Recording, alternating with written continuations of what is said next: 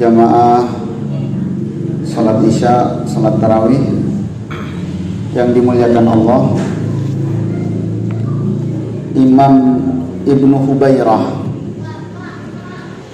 sebagaimana dinukil oleh Ibnu Rajab Al-Hambali dalam Lataiful Ma'arif, beliau mengatakan bahwa apabila malam Jumat bertepatan dengan malam ganjil pada ashrul awakhir, 10 terakhir bulan Ramadan, maka bisa dipastikan kemungkinan besar itu lebih kena Lailatul Qadar daripada yang lainnya.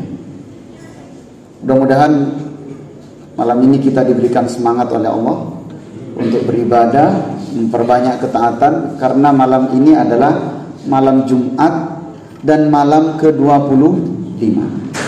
Jadi kalau tepat apa yang dikatakan, ini pendapat ulama, kalau tepat apa yang dikatakan beliau, maka kita malam hari ini harus benar-benar maksimal.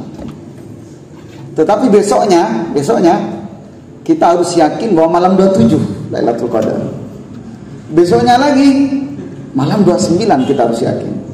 Agar apa? Agar semangat kita tidak menurun. Semakin akhir semakin semangat. Bapak Ibu saudara sekalian yang dimuliakan Allah, kenapa semakin akhir harus semakin semangat, semakin akhir harus semakin baik? Karena rata-rata kejadian itu ditentukan di bagian akhir. Hakim yang ditunggu itu ketukan palunya, bagian terakhir. Kerapan, balap, itu yang ditunggu putaran terakhir. Tunangan bertahun-tahun, melamar anak orang, yang ditunggu apa? Akad nikah. Kalimat qabil itu. Ada berapa kisah yang ingin saya utarakan sebagai penyemangat agar kita lebih semangat bahwa bagian akhir itu penting. Yang pertama, kisah ini termaktub dalam Al-Quran sebagai imbas dari kejadian ini. Saya sering ulang kisah ini, yaitu kisah Abu Thalib, paman Rasulullah Sallallahu Alaihi Wasallam, penyayang betul terhadap Nabi, bahkan menjadi pengganti bapak Nabi Sallallahu Alaihi Wasallam, Abdullah.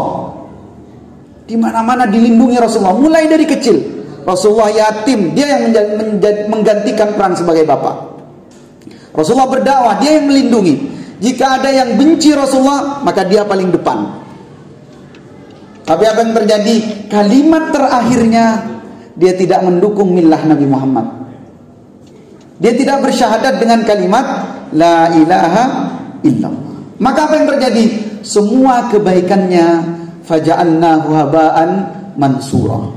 Kebaikan-kebaikan yang pernah dia lakukan berterbangan seperti debu, tidak bernilai. Ditentukan oleh apa? Kalimat terakhir. Ada juga kisah disebutkan dalam hadis Nabi, kisahnya masyhur sekali. Seorang jahat luar biasa, keji luar biasa. Dia membunuh orang sebanyak 100 orang dia bunuh. Hampir tidak terjadi di masa sekarang. Karena alat saat itu masih sangat sederhana, membunuhnya pakai pedang. Kalau sekarang kan mungkin 1000 orang tinggal naruh bom. Waktu itu dia bunuh dengan alat yang sangat sederhana, menakutkan sekali. Datang dia kepada seorang alim, apakah dosa saya diampuni oleh Allah? Maka dikatakan, selama engkau berniat untuk bertaubat kepada Allah, tinggalkan tempat tinggalmu, karena tempat tinggalmu itu berpengaruh buruk bagimu. Pergilah, hijrahlah ke tempat yang baik. Maka bertaubatlah kepada Allah, Allah akan terima taubatmu. Dia berangkat, ingin pergi ke tempat yang dimaksud, ingin bertaubat kepada Allah. Baru ingin, detik-detik terakhir, di tengah jalan meninggal.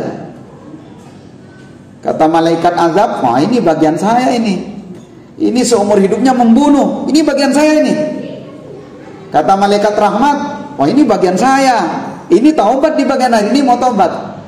Akhirnya ada malaikat penengah memberikan alat ukur. Diukurlah jaraknya. Ternyata lebih dekat ke tempat dia mau bertaubat. Semua dosanya diampuni oleh Allah dan dia dikategorikan sebagai ahlul jannah. Maka penting sekali jamaah yang dimuliakan Allah. Saya juga punya kisah ini. Kisahnya hangat masih. Karena saya menyaksikan betul kisah ini. Saya punya tetangga, punya family. Mbahnya itu bilang, anak-anakku nanti kalau di antara kalian melahirkan anak perempuan satu, kemudian anak laki-laki satu, tolong dipertunangkan. Mbah ini tidak ingin kalau sampai putus family. Jadi di antara budaya yang dijaga oleh orang Madura sekarang hampir punah karena sudah pada tidak mau. Itu dipersatukan sepupuan. Jadi sepupuan. Nah, qadarullah memang sesuai yang diharapkan, dipertunangkan sejak dalam kandungan karena diniatkan. Gitu lahir langsung dipertunangkan. Setiap tahun ada main bekal. Main bekal. Ngerti Pak ya? Biasanya kalau dekat-dekat hari raya main bekal, nyongok bekal. Jadi dilihat tunangannya, dipertemukan, diadakan acara kecil-kecilan tiap tahun. Keluarga ini optimis, yakin bahwa dua anak ini akan bersanding nanti di pelaminan. Sepupuan.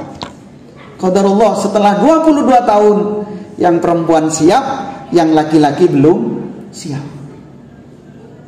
Di detik-detik terakhir itulah kemudian pertunangan dibatalkan. 22 tahun.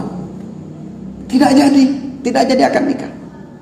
Karenanya jamaah yang dimuliakan Allah, Ramadan inti, sari, manisnya itu di mana? Di detik-detik terakhir. Di 10 terakhir. Dan dirahasiakan oleh Allah dan Rasulnya. Tidak dikatakan 27, tidak dikatakan 21, tidak dikatakan 29. Agar apa? Agar kita taharau, kita benar-benar mengejar. Kita cari malam demi malam itu. Kita beribadah kepada Allah. Dan kita berdoa kepada Allah. Mudah-mudahan kita yang termasuk mendapatkan malam kemuliaan itu. Bayangkan kalau kita dapat satu malam, kebaikannya bisa setara dengan 83 tahun, 4 bulan. Satu malam. Karenanya jamaah yang dimuliakan Allah, jangan buang waktu, yakini malam ini adalah malam Lailatul Qadar. Jadi kalau Rasulullah itu syadda mi'zarah, mengencangkan ikat pinggangnya. Saya tadi ngisi kajian, ada yang tanya, Ustaz, kan berhubungan dengan istri itu juga kebaikan, Ustaz. Kira-kira kalau berhubungan dengan istri dapat Lailatul Qadar enggak? Iya, kebaikan sama, tapi itu tidak dianjurkan. Yang dianjurkan adalah berdiam diri di masjid atau memperbanyak beribadah. Barangkali tidak bisa ke masjid, ibu-ibu yang di rumah perbanyak ibadah, perbanyak berzikir kepada Allah. Mudah-mudahan kita semuanya dimudahkan oleh Allah Subhanahu wa taala. Aqulu ma tasma'un wa astaghfirullah li wa lakum wa li sairil muslimin wal muslimat innahu wal ghafurur rahim. Assalamu alaikum warahmatullahi wabarakatuh.